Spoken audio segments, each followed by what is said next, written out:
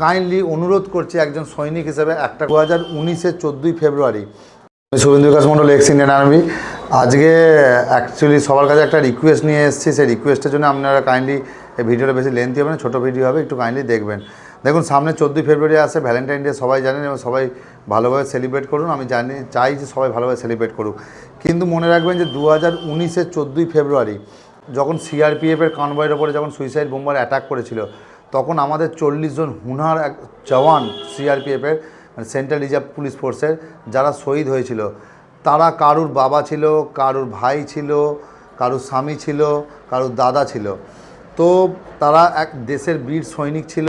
সবথেকে বড় কথা, তারা দেশের জন্য শহীদ হয়েছে। তারা এখানে সেই জন্য আজকের দিনেও ভারতবর্ষে 2019-এর 14ই ফেব্রুয়ারির পর থেকে প্রতি বছর 14ই ফেব্রুয়ারিটা ব্ল্যাক ডে হিসেবে পালন করা হয়। তো আমার সবার কাছে একটাই রিকোয়েস্ট যে আপনারা যারা যারা ভ্যালেন্টাইন ডে পালন করছেন, সঙ্গে 40 জন জওয়ানের নাম অ্যাকচুয়ালি তাদের স্মরণ করে কাইন্ডলি অনুরোধ করছি একজন সৈনিক হিসেবে একটা করে প্রদীপ অন্তত আপনারা জ্বালান।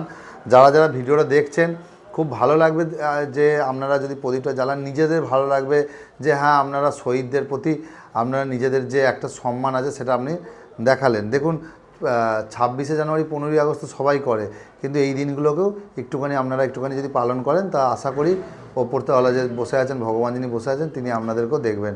তো এতটাই বলার ছিল। এটা একটা 14ই ফেব্রুয়ারি ব্ল্যাক ডে আমি বলছি, তো কাইন্ডলি।